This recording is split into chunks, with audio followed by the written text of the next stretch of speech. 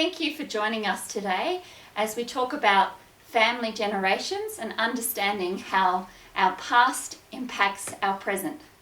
I've got Elisa with me, and Elisa and I were talking earlier, and she shared some stuff with me that I thought was very relevant to what we're talking about. So Elisa, thank you so much, first of all, for being willing to come and just share part of your story, your life journey, with those that might hear this video today. Well, 1 week I been praying for my husband, and I prayed and fast for my husband to change, because I thought that he's the problem, that we've been having, problem in the family, and I thought, well, it's my husband's fault, and I blame him for a lot of things. And so I thought, I'm going to pray, and so I did that. I prayed and fast for him, for God to do something, to change him, and I pray a lot for him to open his eyes to see what he's doing, or whatever the expectation that I want out of him, to see that. And out of that, God shows me that I am the problem. You see, I never get to see that. So for a week you were praying, God, change my husband, he's the problem. He's causing all these problems in our home, all this tension, it's his fault. Yes. And at the end of that week, how did you come to realise it wasn't your husband? I went to church Bible study, and my pastor was praying over me, and he said that is something from my childhood as a young person that I need to go back and see, which affecting my relationship and how I deal with my relationships with my husband and within my family. So it was that specific that he said he felt like God was showing him there was something from your childhood impacting absolutely your family relationships. Absolutely. Wow. Absolutely. So that was the eye-opening for me, which I went home and I prayed and I cried out to God, because I want to see change, you see. I want to see change in my family. Yeah. But I didn't know how. All I know, it's my husband's fault. That's all I see. It's like, God, change him and everything will be all right, Never that I had to really sit down and really look at me and say, God, what's in me that I need to change? Instead of that, my focus was only on my husband. And as my pastor said that to me, I went home and I cried out to God to show me, because I knew as I grew up as a young child, my father was a violent man. He used to beat me up a lot of time, and the tension, a lot of stress, violence in the family that I grew up and see.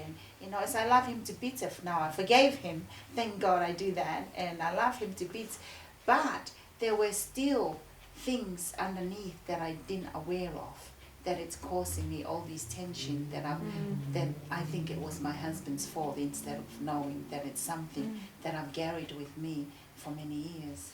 So what happened in your childhood, the violence within your home, being a victim of being assaulted, really put within you certain expectations of how your family should be, and what you were or weren't going to allow within your house. Absolutely. And the way that you approached it was really the problem. So what was it like for you as that little child who was being beaten as you were growing up in that violent home? How was that for you? Well, it was very tough growing up, as I remember. My dad worked so hard, as I know, for us, but the person that I grew up to see very violent in the house, it's created a lot of problems in my life as I grew up.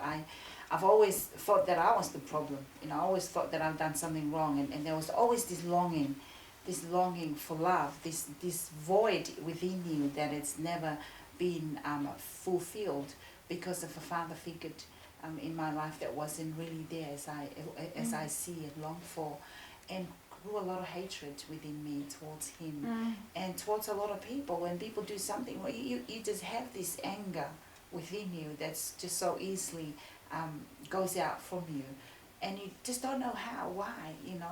You have an idea, but you just don't know how to deal with these things as you grew up as a young child.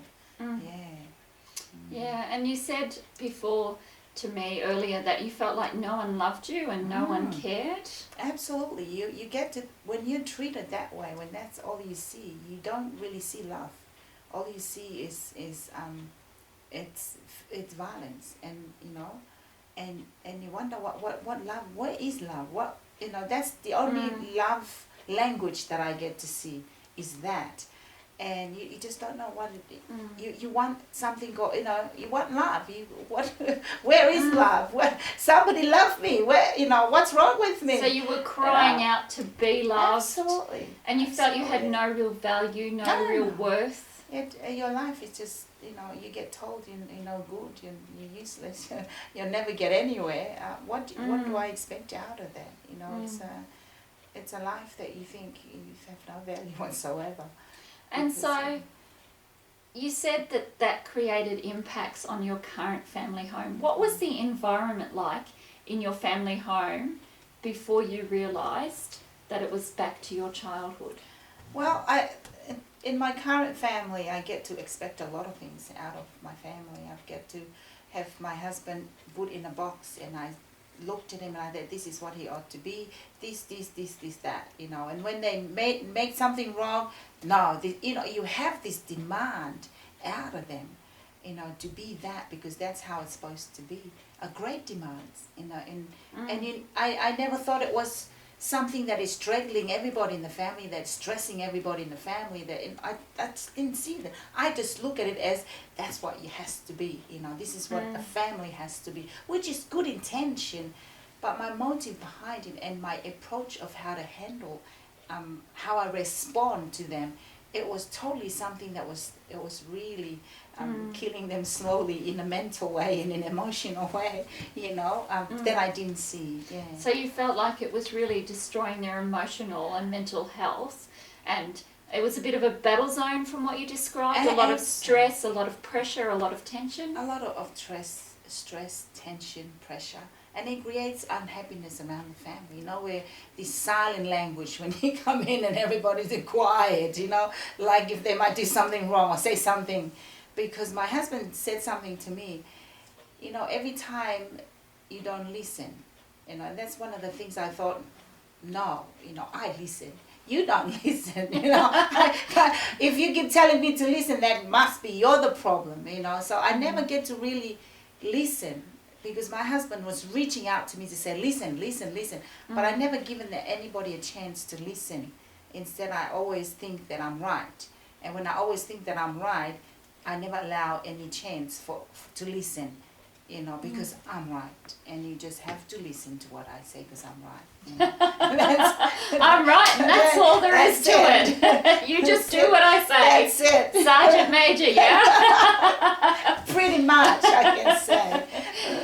So, what is your atmosphere at home becoming like? I know this change has been rather recent for you, but how are you seeing things differently in your home? When God opened my eyes and I see the person that I was and I need to change, and I ask God to forgive me and help me to make those changes happening, then I can be a much more calmer person and to listen. The biggest thing is, now that I can open my eyes and see, now I have to learn to listen, to my children and to my husband, and in that way it brings some sort of peace to the family, So there's really calm in the family, and the kids are happy. I can see that there's this calmness in the family. They're happy. When they look at me happy, it makes them happy. When they look at me and my husband are happy, that makes them happy. But you see, I didn't get really to see that. It almost like I didn't even care how they feel. So even though I want them to feel good, I want them to, but my way of approaching toward that was the opposite of what I wanted to see happening. So when I get the eye opening and see myself for that, I thought, my goodness, how can I be so dumb and blind and deaf?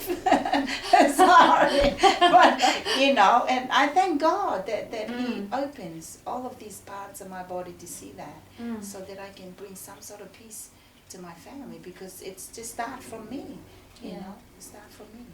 And that's such a good testimony of how God, in his grace, you know, he saw that you were struggling. He saw your heart's desire, that you wanted what was best for your family, and that you weren't able to see what had happened in your childhood and how that was impacting the health of your family.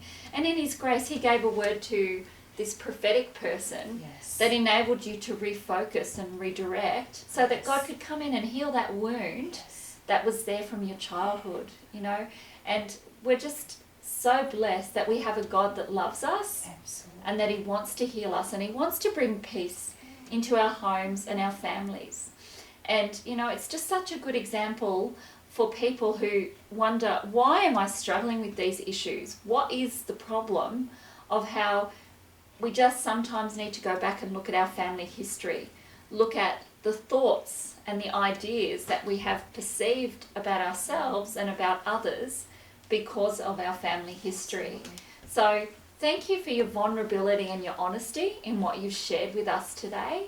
It's a very personal, honest testimony, and I do just know that that's going to be such a help to so many families out there as they go through and struggle in their journey. So thank you for listening. We do pray that there will be something in this that will help you, Yes. that will enable you to be able to be set free from any bondages that you may have from things that have happened in your family history, in your past. Take care, and God bless.